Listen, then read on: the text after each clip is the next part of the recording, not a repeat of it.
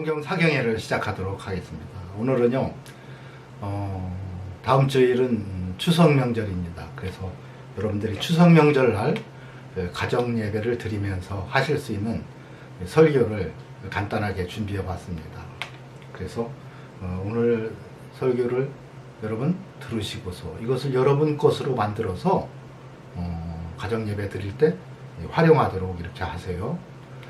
오늘은 먼저 하나님의 형상에 대한 많은 이해들이 있어요. 정말로 이상하게 하나님의 형상을 모릅니다. 한심스러운 얘기죠. 그 많은 신학자들이 있고요. 그 많은 목사들이 있어도 하나님의 형상을 그저 성경 읽다가 적당한 구절이 오면 다 하나님의 형상이다라고 이렇게 이야기를 하고 있습니다. 여러분, 오늘은 정확하게 하나님의 형상이 무엇인지에 대해서 사경을 해보는 시간을 갖도록 이렇게 하겠습니다. 오늘 말씀의 제목은 하나님의 형상을 회복하자라는 제목으로 사경을 하도록 하겠습니다.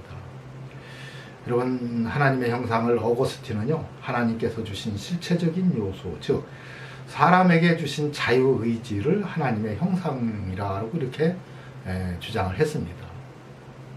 여러분, 그렇다면요, 하나님은 우리 인간을 심판하실 수가 없어요. 자유의지를 우리에게 줬다면요, 죄를 짓는 것도 자유의지고 안 짓는 것도 자유의지예요. 하나님 자유의지 줘놓고 죄 졌다고 하나님이 어떻게 심판하냐는 거예요. 여러분, 이처럼 자유의지론을 주장하는 이런 것이야말로 전혀 성경적이지 않고요, 모든 죄의 원인을 하나님께 돌려버리는 악한 행동이 자유의지론입니다. 예정론도 마찬가지예요. 하나님이 다 미리 예정했다는 거예요. 누구는 구원받을 사람으로, 누구는 구원받지 못할 사람으로. 여러분, 그러면 왜 나도 좀 구원받을 사람으로 예정해서 구원해 주시지? 난 왜 죄 짓고 지옥불에 들어가게 왜 하나님이 했습니까? 죄는 미리 예정해서 구원받고 천국 가게 하고, 나는 예정을 안 해줘서 지옥 가게 하고. 그러면 모든 죄의 원인을 하나님께 돌리는 거예요. 나도 좀 예정 좀 해줘서 구원받고 천국 가게 했지, 나는 왜 예정을 안 해줘서 지옥 가게 하고, 무슨 하나님이 그렇습니까 하고 하나님께 원망하고 모든 죄의 원인을 하나님께 돌리는 거예요. 그래서 예정론이나 자유의지론은 아주 비성경적인 겁니다. 자유의지론은 웨슬레가, 감리교 신학자 웨슬레가 주장을 했고요, 예정론은 칼빈이 주장한 거죠, 루터와 함께.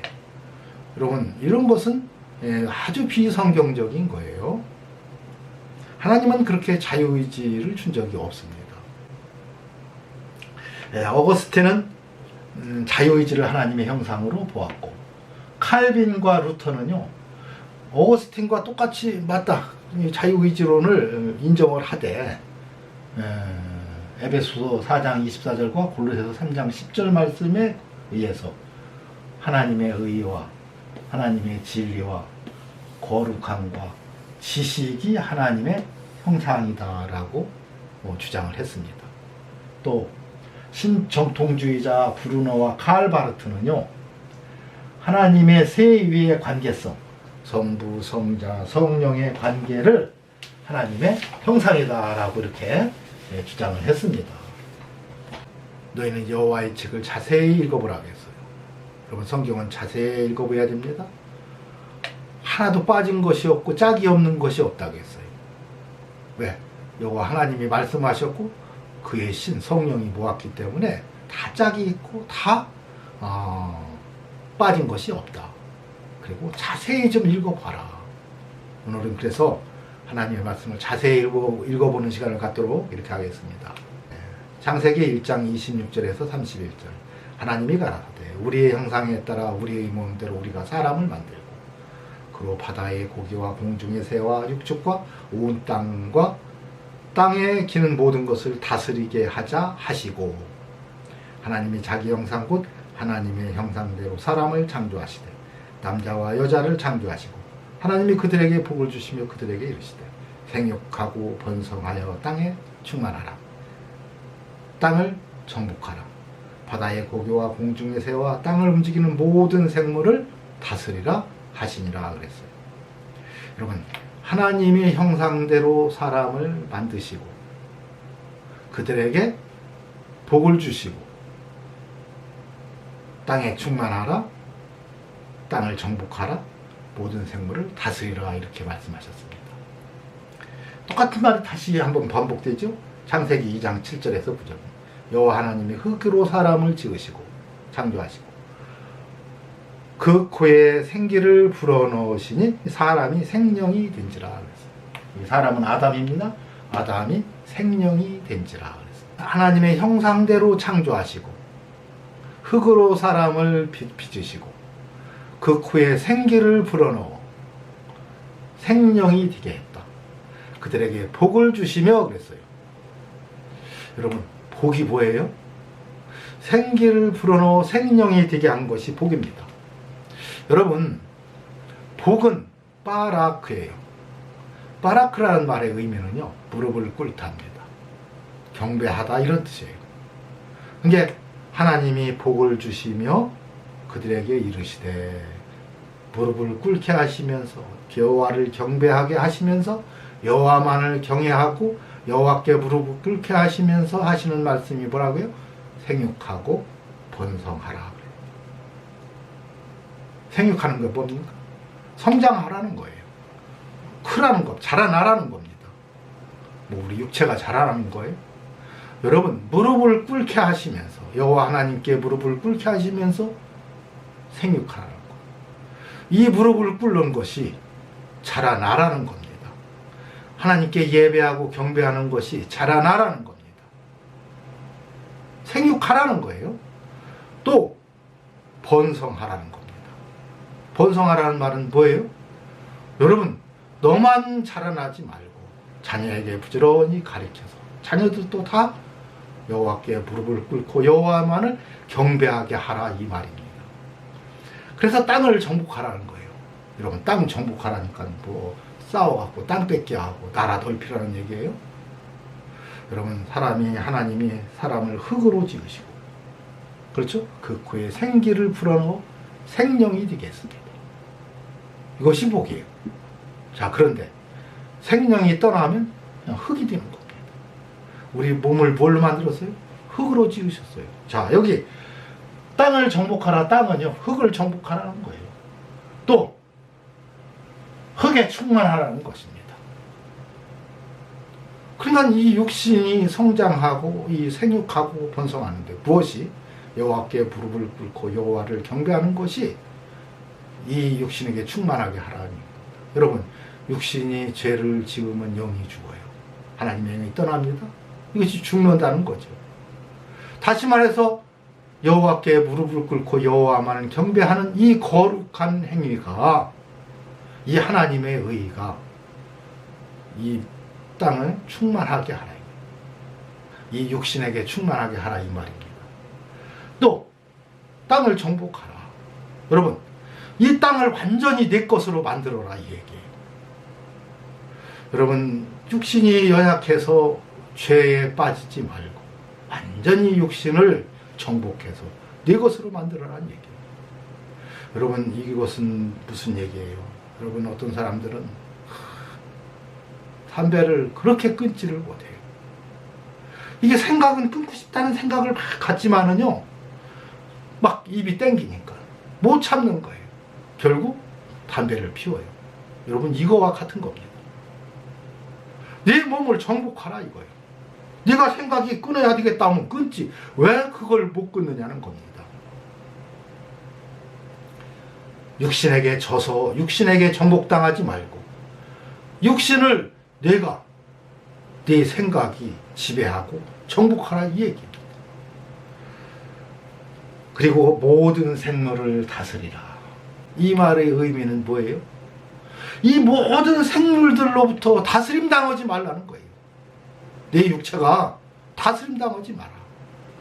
여러분, 어떻게 하고 있습니까? 인간들은요, 소를 숭배하지 않나, 하늘에 독수리를 숭배하지 않나, 까마귀를 숭배하는 나라가 있지 않나, 또 뱀을 숭배하는 나라도 있더라. 또 1월 성신에게 절하고 바위를 숭배하는 나라들도 있고요. 여러분, 그 모든 생물들 너희들이 다스림의 존재지. 그걸로부터 다스림 당하지 말라고 했는데 인간들은 스스로 다스림 당하고 있는 거예요. 왜 소를 경배하고 앉았어요? 그것은 다스리라고 준 거면 그것은 우리들에게 식물로 다 줬는데. 여러분, 그래서 이 땅을 정복하고 땅을 다스리라는 것은요, 모든 생물들을 다스리라는 것은 그것들로부터 다스림 당하지 말라. 오직 여호와께만 경배하고 여호와께만 무릎을 꿇어라, 이 얘기입니다. 그런데 땅을 정복하라, 땅에 충만하라, 모든 생물을 다스리라, 이렇게 명령을 하셨는데 이 말은요, 정복하지 않을 수도 있다는 얘기예요. 다스리라고 했지만 다스리라는 말의 의미는 뭐예요? 다스리지 않을 수도 있는 이런 인격체로 만들었다, 이 말이에요. 하나님의 형상이 바로 그거예요. 거룩한 인격체로 만들었어요. 그러나 하나님은 사람을 로봇으로 만들지 않았고요. 또 하나님은요, 자유의지셔서 방만하게 마음대로 살게 하지도 않으셨어요. 하나님께 무릎을 꿇게 하셨지만 안 꿇을 수도 있는 존재로 만들었다, 이겁니다. 그렇기 때문에 하나님을 사랑하는 자, 그 뜻대로 부르심을 입은 자를 하나님이 너무너무 기뻐하시고 사랑하신 거예요. 왜? 안 할 수도 있지만 하나님의 뜻에 따라, 명령에 따라 순종하고 하나님의 말씀을 따랐기 때문에 그렇습니다. 그래서 거룩한 인격체로 하나님은 인간을 만드셨어요. 그렇기 때문에 여러분 고린도서 4장 4절에는 뭐라고 했어요? 그리스도는 하나님의 형상이니라 그랬습니다.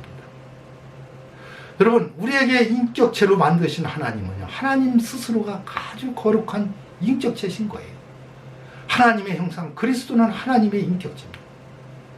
그래서요, 이사야서에 뭐 어떻게 써 있어요?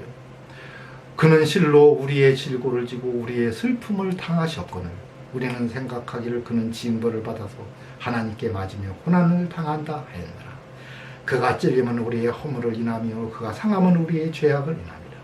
그가 징계를 받음으로 우리가 평화를 누리고 그가 채찍에 맞음으로 우리가 나음을 입었도다 그랬습니다. 여러분, 하나님은 너무나도 거룩한 인격체이기 때문에요. 하나님이 만드신 우리 인간들이 죄에 빠져서 죄로 말미암아 병들어서 너무너무 고통스러운 가운데 있는 것을 돌아보시고 그분이 인간의 몸을 믿고 이 땅에 오셔서 채찍에 맞으시면서 우리들을 병으로부터 해방시키시기 위해서, 여러분, 또한 우리들이 죄를 짓고 평화를 누리지 못하고 화평이 없고 이 안에 평강이 없고 평안이 없을 때 하나님께서 오셔서 우리들을 대신해서 우리들에게 평안을 주시기 위해서 징계를 받으셨다, 이 말입니다. 거룩한 인격을 소유하신 우리의 그리스도께서 우리들을 돌아보시지 않을 수가 없었던 거예요. 여러분, 그래서 하나님께서는 그 인격을 가지신 분이기 때문에 하나님의 형상을 닮으신 그 그리스도께서는 그 거룩한 인격으로 이 세상에 오셔서 이 죄와 허물과 병과 평안을 위해서 채찍에 맞으시고 고난을 당하셨던 겁니다. 창세기 9장 1절에서 6절 되는 말씀 속에서 바로 거룩한 인격을 소유하신 분인 것을 말씀해주고 있어요.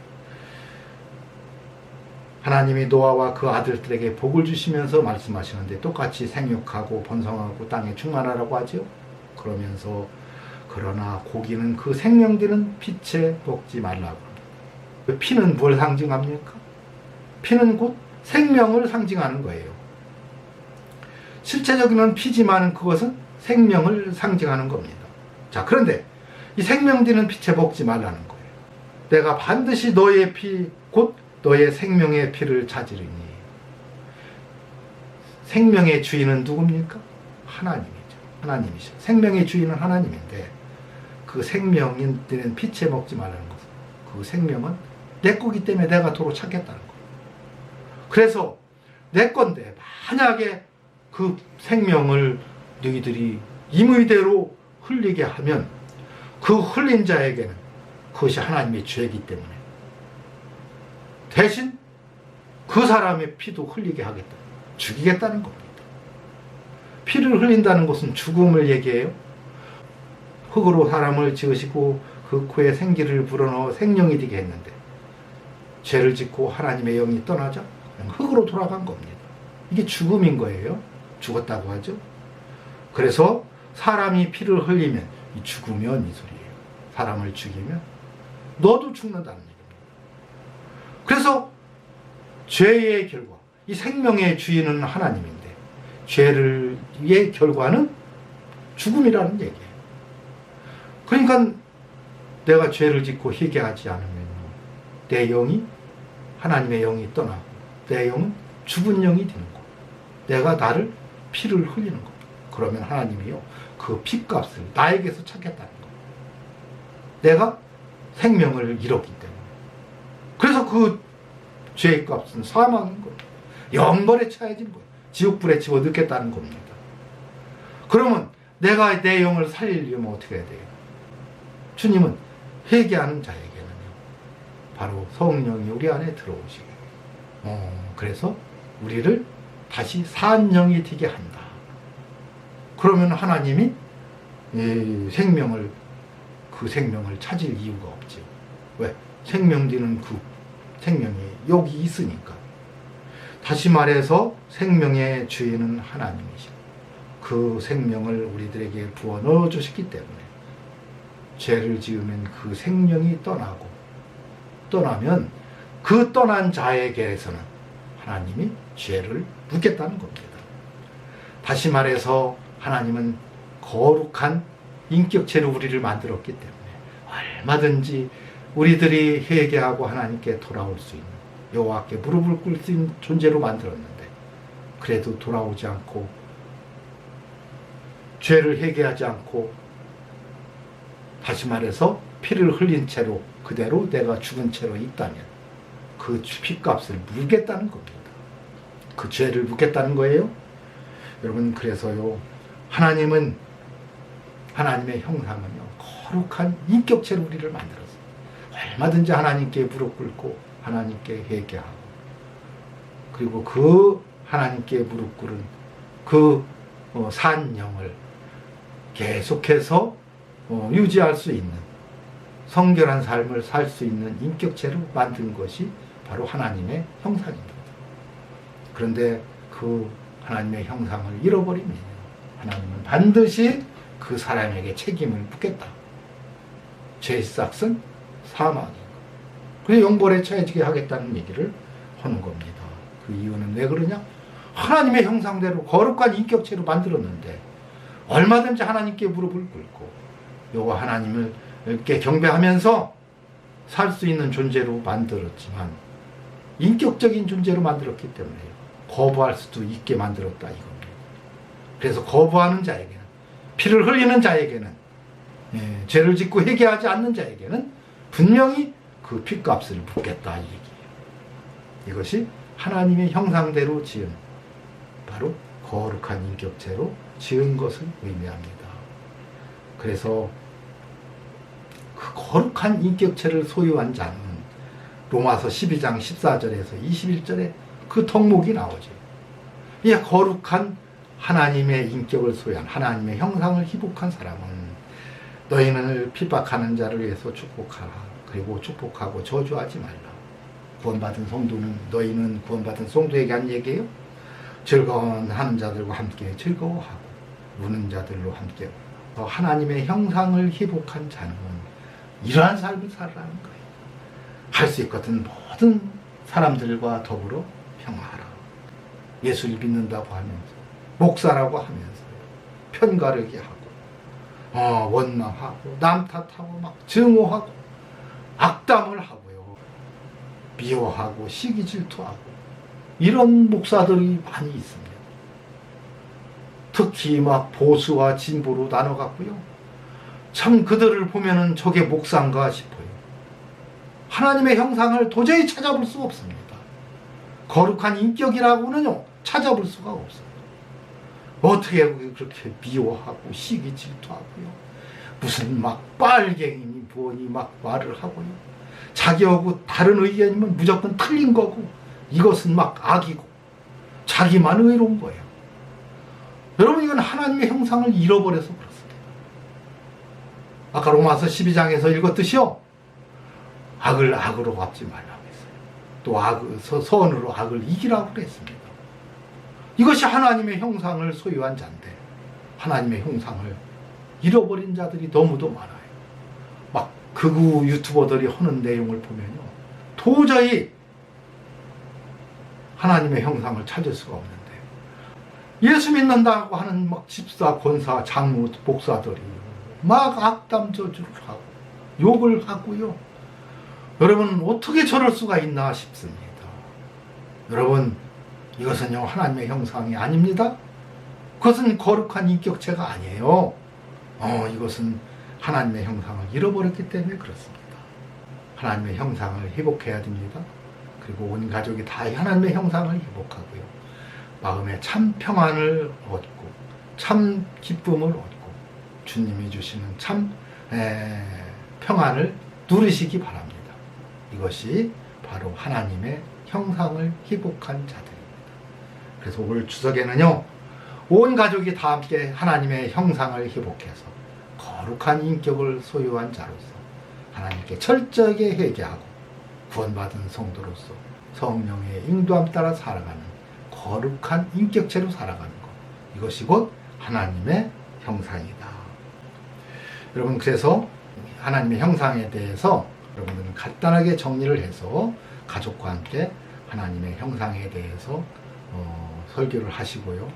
또 이와 같이 예배 순서에 의해서 설날 가정 예배를 드리시기 바랍니다. 이것으로 예배를 마치도록 하겠습니다.